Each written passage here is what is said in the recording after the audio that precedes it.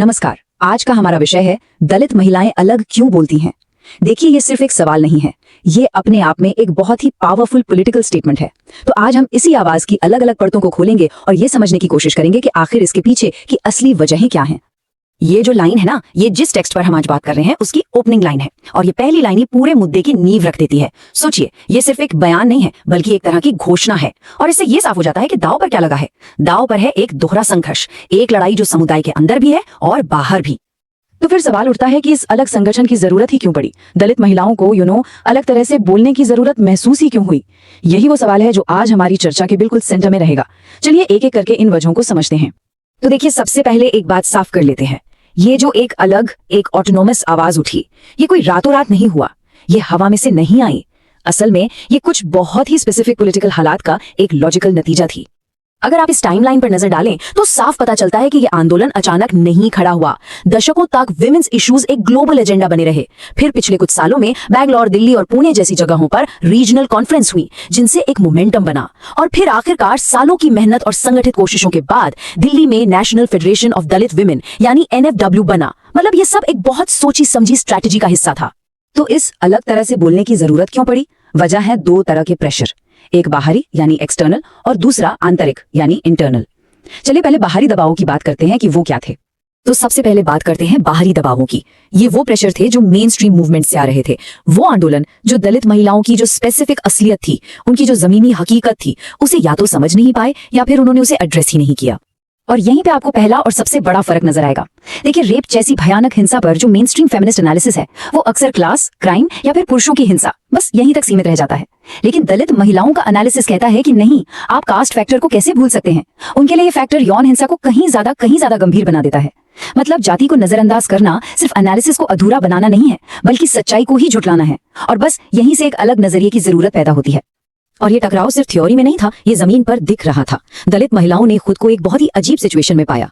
वो जिन आंदोलनों का साथ दे रही थी, कई बार वही आंदोलन उनके हितों के खिलाफ खड़े नजर आते थे। मिसाल के तौर पर किसान आंदोलन अमीर किसानों के हक की बात करते और दूसरी तरफ दलित महिलाएं अपनी मिनिमम वेज के लिए लड़ रही थी।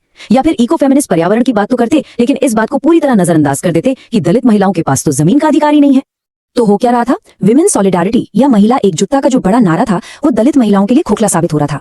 इस एकजुटता के पर्दे के पीछे ऊंची जाति और दलित महिलाओं के बीच के मतभेद छुपाए जा रहे थे। शहरों में भी बहुत ही सटल तरीके से जातिगत भेदभाव जारी था और कभी कभी तो ये टकराव हिंसक भी हो जाता था। असल में हो ये रहा था कि उनकी दलित पहचान पर एक तरह से सफेदी पोती जा रही थी और नॉन दलित लोग उनके प्रवक्ता बन रहे थे। उन्हें अपनी कहानी का हीरो बनाने के बजाय दूसरों की कहानी में एक गेस्ट अपीयरेंस बना दिया गया था।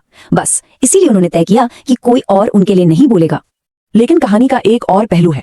लड़ाई सिर्फ बाहर की दुनिया से नहीं थी, एक बहुत बड़ा प्रेशर अंदर से भी आ रहा था, समुदाय के भीतर से। और सोर्स टेक्स्ट इसे एक नाम देता है, दलित पितृसत्ता। ये एक कड़वी हकीकत थी। राजनीति में दलित महिलाओं की अपनी आवाज को अक्सर दबा दिया जाता था। कल्चर की बात करें तो दलित पुरुष लेखकों का दबदबा था, जो अक्सर महिलाओं के काम को खारिज कर देते थे। और लीडरशिप में भी दलित लिटरेरी कॉन्फ्रेंसेस हों या दूसरे संस्थान, महिलाओं को टॉप पोजीशन से दूर रखा जाता था। मतलब जिन पुरुषों के साथ वो बाहर की दुनिया से लड़ रही थी, उन्हीं से उन्हें अंदर भी संघर्ष करना पड़ रहा था। जाहिर है, इससे एक अलग संगठन की जरूरत और भी मजबूत हो गई। और यहाँ पर डोमिनेशन का एक साइकिल साफ दिखाई देता है। होता क्या था? पहला स्टेप, ऊंची जाति के लोग दमनकारी सामाजिक स्ट्रक्चर का इस्तेमाल करके दलित पुरुषों पर हावी होते हैं। स्टेप 2, फिर वही दलित पुरुष जाने अनजाने में डोमिनेशन के उन्हीं तरीकों को दलित महिलाओं के खिलाफ इस्तेमाल करते हैं। और स्टेप 3, इस अनुभव ने यह साबित कर दिया कि दलित समुदाय के अंदर का प्रतिरोध भी उतना ही जरूरी है जितना कि बाहरी दुनिया से प्रतिरोध। ये एक बहुत बड़ी और चौंकाने वाली सच्चाई थी, जिसने ये साफ कर दिया कि लड़ाई दो मोर्चों पर लड़नी होगी।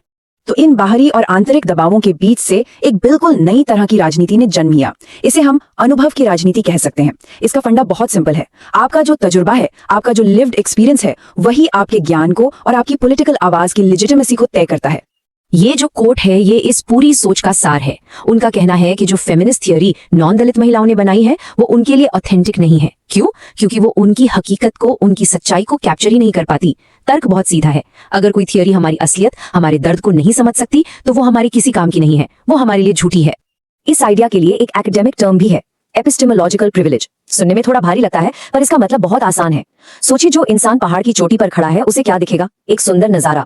लेकिन जो इंसान पहाड़ के बिल्कुल नीचे उसकी तलहटी में है उसे पहाड़ की दरारें भी दिखेंगी, कहां से पत्थर गिर सकता है वो खतरा भी दिखेगा। बिल्कुल इसी तरह जो समाज में हाशिए पर है उनके पास सच्चाई को देखने का एक ज्यादा कंप्लीट, एक ज्यादा गहरा नजरिया होता है। उन्हें वो सच्चाइयां दिखती हैं जो पावर में बैठे लोगों को कभी नजर नहीं आ सकती। तो कुल मिला के दावा बहुत सीधा और साफ है। आपकी सोशल लोकेशन यानी समाज में आपकी जो जगह है वही तय करती है कि आप दुनिया को कैसे देखते हैं। और इसीलिए एक दलित महिला की बात रखने के लिए सबसे सही इंसान एक दलित महिला ही हो सकती है। कोई और अगर उनके लिए बोलता है तो वो उनका प्रतिनिधित्व नहीं कर रहा बल्कि उनकी आवाज को छीन रहा है।